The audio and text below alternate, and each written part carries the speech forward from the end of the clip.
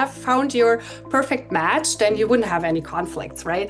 And that is really not at all true. Like, it's really about building the skills to navigate differences and also different needs. And conflicts are just very normal sign that there are different needs. And we're living in very complex worlds where a lot of demands and a lot of external stressors. Just to remember that rupture and repair is just a normal process and just part of being in a relationship.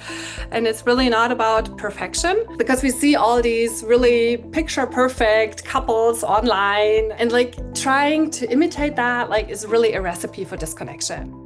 I am so excited to be joined by Dr. Maximiliane. I'm going to hand it over to you to just say hello. Yeah, hi everyone. Yeah, I'm really excited to be here. I'm Maximiliane Uhlich. I'm a researcher at the University of Basel here in Switzerland. What is one trend in intimate wellness that actually excites you? What's really exciting me right now is that there are more and more scholars out there who are moving beyond studying mostly straight, middle class, Western, monogamous relationships, and are really starting to ask these important questions like, how much do these relationship processes that we are currently studying generalize across cultural contexts, across different relationship types and communities? And are these processes that we are finding, are they universal, or are they maybe culturally specific or specific adaptations to challenging circumstances? So I think this is really interesting times to dig into these questions and to honor a little bit more the diversity of relationships that we are experiencing, like on a clinical level, but also on the research side. Because right now, I think 96% of our samples are still based on mostly Western participants. And that's really a lot because we actually only make up 12% of the world population. So we are kind of currently excluding the majority world. And I think there are really a lot of open questions. Like, for instance, when we think about our relationship theories that are building on our evidence, but this evidence is only on this tiny slice of humanity, like only this fraction that we have right now. And there are so many different relationship models out there. So when we think about, for instance, arranged marriages, this is a very common model in many cultural contexts. And there's not much that we know about this type of relationships. It's a very different way of approaching dating and relationships and intimacy. We are currently not doing a really great job, also in our relationship theories, to account for this complexity and diversity. So yeah, but I'm really excited because I think there are more and more scholars who care about this and who acknowledge that there exists this gap in the literature and need to be more careful and mindful how we study this and how we collect data. I love that answer. If you could teach the world just one thing about intimate wellness, what would it be?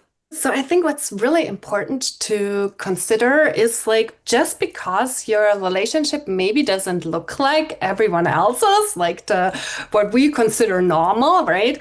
It doesn't mean that your relationship isn't healthy or fulfilling. One of my studies at intercultural couples, a couple is formed with two different cultural backgrounds. Because of that, you could expect that there are a lot of challenges associated with that, right? There are maybe language barriers, there are a lot of cultural differences, maybe different values. And on top of that, there's also this layer of stigmatization and maybe discrimination and family approval on both sides, things like that. So you could expect, because of that these couples might be less satisfied with their relationships because they have all these extra challenges.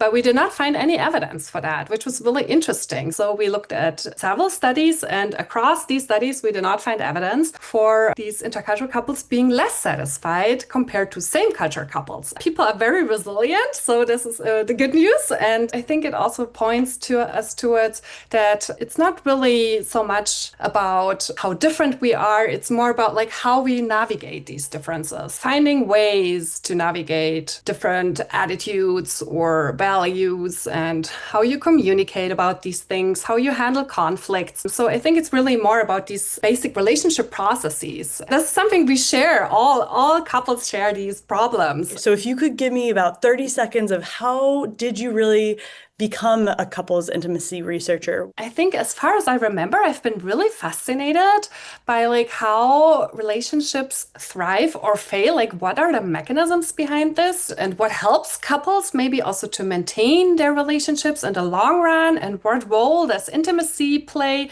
in all of this mix. So I think I've been like kind of obsessed with this topic for a really long time. So I've already written my bachelor thesis about in that area and then in my master thesis. And of course, my PhD was about this when I was really becoming also more interested in this aspect of underrepresented samples, right? Like how good are we doing a job of like capturing the full spectrum of humanity or rather not.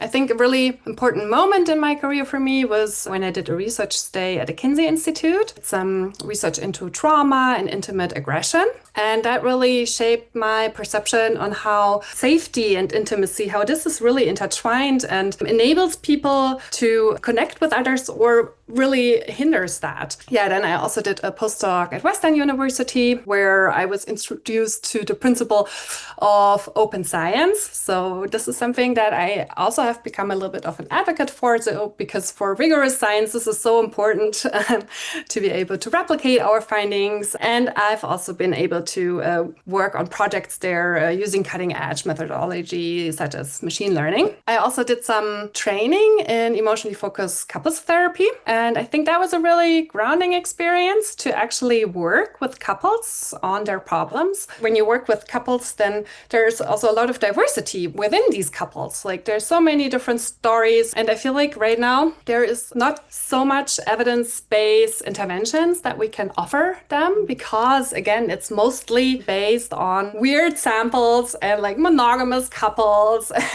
and most of the time not considering queer relationships, like all these other aspects. At the same time, everyone deserves like evidence-based insights into intimacy and connection. And that's why I think it's so important that we consider the full spectrum of humanity.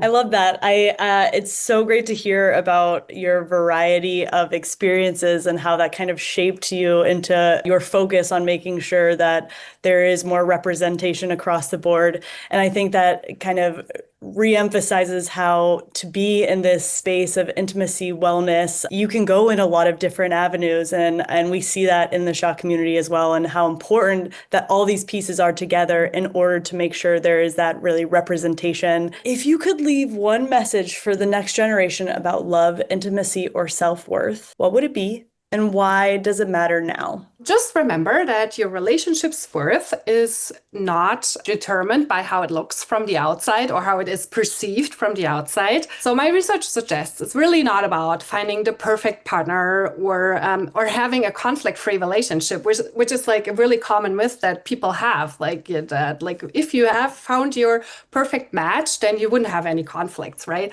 And that is really not at all true. Like it's really about building the skills to navigate differences and also different needs, and conflicts are just very normal sign that there are different needs, and we're living in very complex worlds where a lot of demands and a lot of external stressors. Just to remember that rupture and repair is just a normal process and just part of being in a relationship, and it's really not about perfection, because we see all these really picture perfect couples online and on Instagram or wherever people are now these days, and like trying to imitate that like is really a recipe for disconnection. Like it's really about also being vulnerable and showing your vulnerable sides to your partner, like a very important message. Like you deserve to be who you are in your relationship, and also to surround yourself with people who celebrate maybe also your uniquenesses.